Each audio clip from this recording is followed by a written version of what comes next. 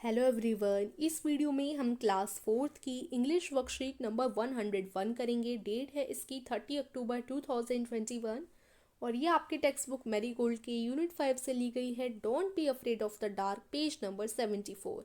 Don't be afraid of the dark ये आपकी English की बुक का चैप्टर है, जिसकी लिंक मैं आपको डिस्क्रिप्शन में दे दूंगी। डिस्क्रिप्शन में जाकर आप इस चैप्टर को ज़रूर देख लीजिएगा, जिससे आपको वर्कशीट करने में आसानी रहेगी। So good morning dear students, hope you are doing well. शुभ प्रभात प्यारे बच्चों, आशा कर रहे हैं कि आप अच्छा कर रहे होंगे, है ना। तो हम आशा करते हैं कि आप अच्छा कर रहे होंगे अपना काम। Dear students, let's help Radhika to choose the correct spelling of the words to complete the sentences given below. So चलिए हम राधिका की हेल्प करते हैं कि वो जो है करेक्ट सेंटेंसेस ढूंढे इन ब्लैंक्स में से। Right the correct word in the blank, हम सही जो वर्ड जो है उसे ब्लैंक में लिखेंगे। Words like I and I have the same sound but different spelling and meaning. तो आज हम पढ़ने वाले हैं ऐसे वर्ड्स के बारे में जिन्हें बोलने में एक जैसा आपका उच्चारण होगा, लेकिन उनका अर्थ जो है अलग अलग होगा। सो अगर हम बात करें आई की और ई वाले आई की, सो मैं अच्छे से लिख देती हूँ, ये वाला आई और ई वाला आई। तो इन्हें बोलो आप आई आई, दोनों को एक जैसा बोलो ना, आई, दोनों एक जैसा आई ही बोल रहे हैं दोनों को। लेकिन इसमें सिर्फ एक आई लगा हुआ है, इसमें ई लिखा हुआ है, तो दोनों की स्पेलिंग अलग अलग है ना। यहाँ सिर्फ आई है, यहाँ ई है, दोनों की स्पेलिंग अलग अलग है, लेकिन बोल हम दोनों को आई, दोनों को आई बोल रहे हैं, लेकिन दोनों की स्पेलिंग अलग अलग है और मतलब भी अलग अलग है। इस वाले आई का मतलब होता है मैं, ठीक है, इस वाले आई का मतलब होता है मैं। और ई वाली आई का क्या मतलब होता है? ई वाले आई का मतलब होता है आँख। ई वाले आई का मतलब होता है आँख, और सिंगल आई वाले आई का मतलब होता है मैं। तो दोनों की स्पेलिंग अलग अलग है, दोनों का मतलब अलग अलग है, लेकिन दोनों को जब हम बोल रहे हैं तो आई ही बोल रहे हैं, ठीक है। तो ऐसे वर्ड्स जिनका जो है बोलने में एक जैसे आए, लेकिन उनकी स्पेलिंग और उनका मतलब अलग अलग हो, ऐसे वर्ड्स को हम लोग बोलते हैं होमोफोन्स। क्या बोलते हैं? होमोफोन्स। HOMOPHONES, होमोफोन्स बोलते हैं ऐसे वर्ड को जिनका बोलने में दोनों एक जैसे हों, लेकिन उनका मतलब, उनकी स्पेलिंग अलग अलग हो।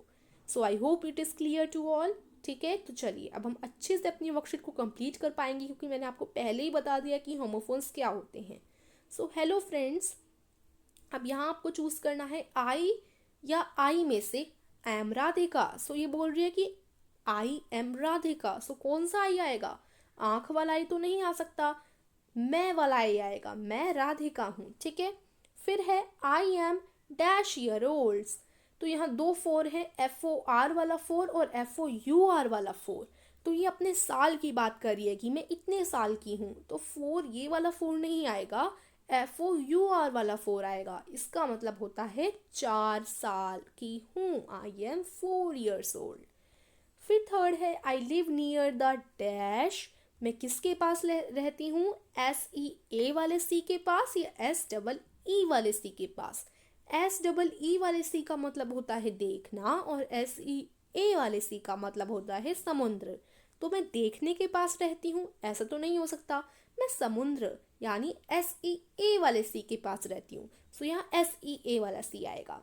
फोर्थ है my father is an eye specialist, तो यहाँ दो आई है, EYE और आई वाला। तो देखो EYE का मतलब होता है आँख, आई का मतलब होता है मैं। सो देखो EYE आएगा, मेरे पापा एक आई स्पेशलिस्ट है, यानी कि एक आँखों के स्पेशलिस्ट हैं। फिर है fifth, the dash is so bright today, जो सन है वो बहुत चमक रहा है आज। सो SUN वाले सन का मतलब होता है सूरज, SON वाले सन का मतलब होता है बेटा। तो SUN वाला सन आएगा, क्योंकि चमक, तो ये देखो पिक्चर भी देखो कौन से वाले सन की दे रखी, सूरज वाले सन की। तो चमकता भी क्या है? SUN चमकता है। फिर सिक्स्थ है last week I dash horse on the beach, पिछले हफ्ते मैंने एक घोड़े की सवारी की थी। सो ROAD, देखो सवारी को हम लोग रोड बोलते हैं, लेकिन ROAD वाला जो होता है वो सड़क वाला रोड होता है, और RODE वाला रोड जो है उसका मतलब होता है उस पर सवारी करना किसी भी चीज़ पे। सो RODE वाला रोड इधर आ जाएगा। ठीक है, फिर आगे चलते हैं। Do you notice that both the words given in the bracket have same sound? क्या आपने नोटिस किया कि जो दोनों वर्ड्स दे रखे थे यहाँ उनके सेम साउंड थे, लेकिन उनकी जो स्पेलिंग थी, उनकी जो मतलब था वो अलग अलग था।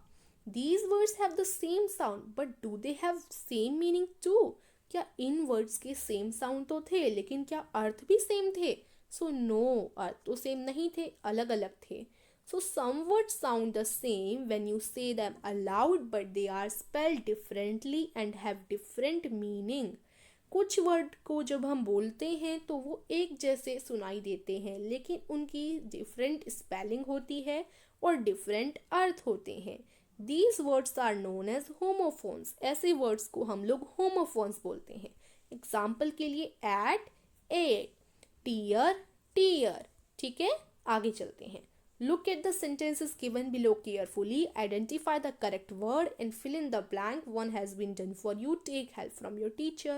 So यहाँ आपको ये भरने हैं, एक आपके लिए डन किया हुआ है, बाकी आप खुद भरेंगे, अपने टीचर की हेल्प ले सकते हैं, और बाकी मैं तो आपको करवा ही रही हूँ, है ना। सो आप देख लीजिए।